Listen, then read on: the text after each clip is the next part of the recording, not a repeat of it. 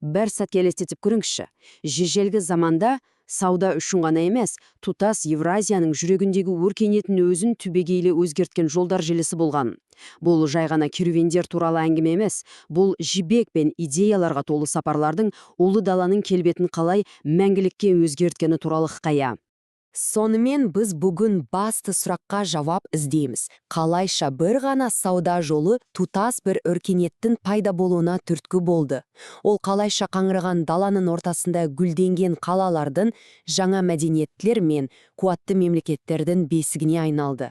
Ендеше осыны бірге анықтап көрейік. Барлығын рет-ретімен қарастырайық. Алдымен жібек жолы неге жай ғана жол емес, одан әлдеқайда үлкен құбылыс болғанын түсінеміз. Содан соң дала мен қаланың қалай біте қайнасқанын көреміз. Одан кейін товар мен идеялардың ағынын сараптаймыз да, соңында осы ұлы жолдың бізге жеткен мұрасы туралы айтатын боламыз. Ал, бастайық. Ең алдымен кең таралған қате түсініктен аралайық.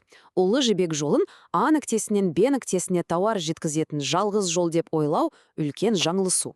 Шын мәнінде оның ауқымы әлдеқайда кең болған. Негізінде ұлы жібек жолы бұл өз заманының жаһандық желісі, сол кезденің интернеті сияқты еді.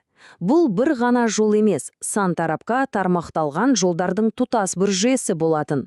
Осы күретамырлар арқылы тек товарлар ғана емес, сонымен бірге өнер, дін, технологиялар және философиялық ойлар тарап, әлемді өзгертті.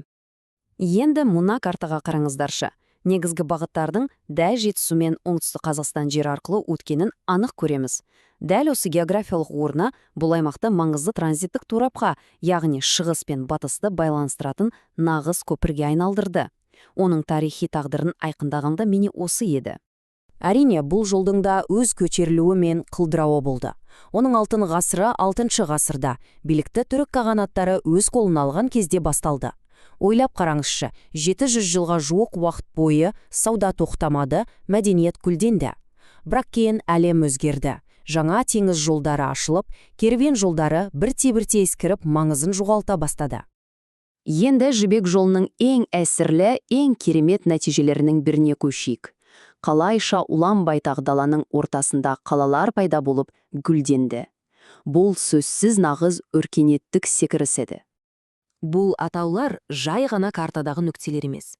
Осы қалалардың әрқайсысы өмір қайнаған орталық, шөлейт даланың ортасындағы нағыз жасыл оазис болды.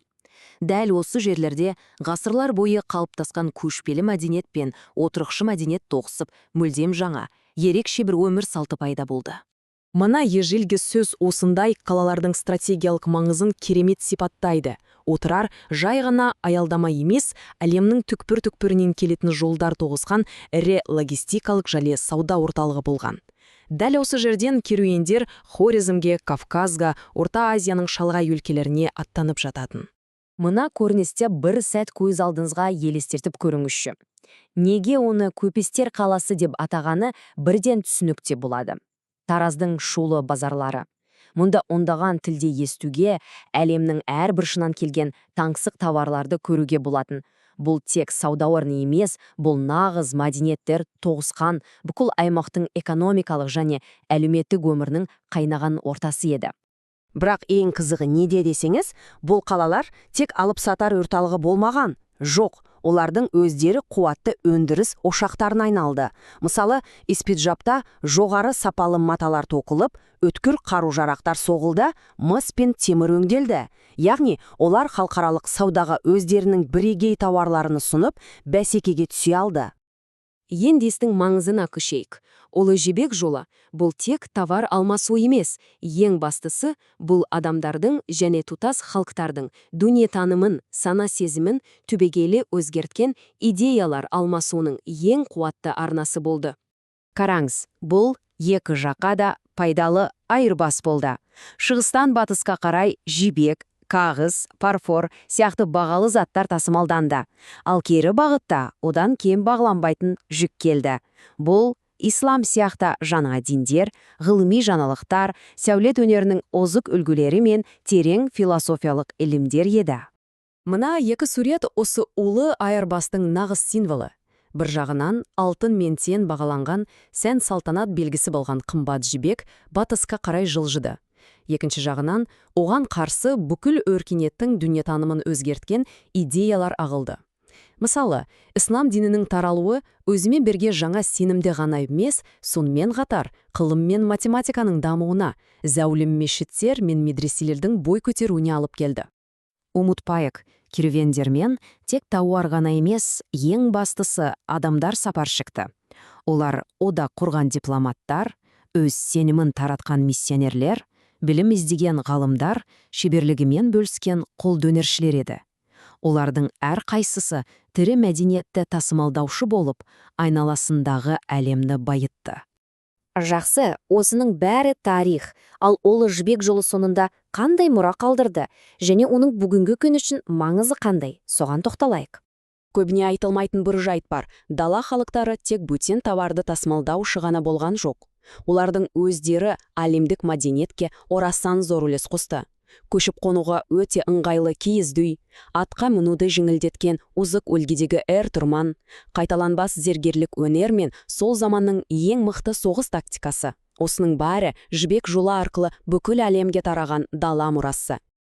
Ең таңғаларлығы тарихтың қайталанып жатқаны. Қазақстанның құрлықтар арасындағы көпір ретіндегі географиялық маңызы еш қайта жоғалған жоқ. Жүлге керуен жолдары бүгінде Қытайдан Европаға қарай созылған заманауи темір жол магистральдарына, яғни жаңа Жібек жолына айналды. Бұл осы трансконтиненталдық диализдің ешқашан маңызын жоймайтынын дәлелдейді. Бүгінде Ұлы Жібек жолының мұрасы тек бір аймақтың ғана емес, бүкіл адамзаттың ортақ игілігі деп танылған. ЮНЕСКО-ның оны зерттеп, қорғауға алу да сондықтан. Өйткені бұл тек өткеннің тарихы емес. Бұл әртүрлі өркениеттердің өзара түсіністік пен ынтымақтастық тілінде қалай сөйлесе алатыны туралы бәрімізге ортақ тарих.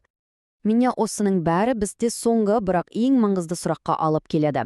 Осы мыңдаған жылдар бұрынғы өзара әрекеттестік, алмасу және бірін-бір байту тарихына қарап, біз бүгінгі қаламдық байланыстар мен лездік коммуникациялар дәуірінде өмір сүріп жатқандар қандай сабақ ала аламыз? Мүмкін Ұлы Жібек жолының ең басты сабағын біз әлі де толық үйреніп болмаған шығармыз.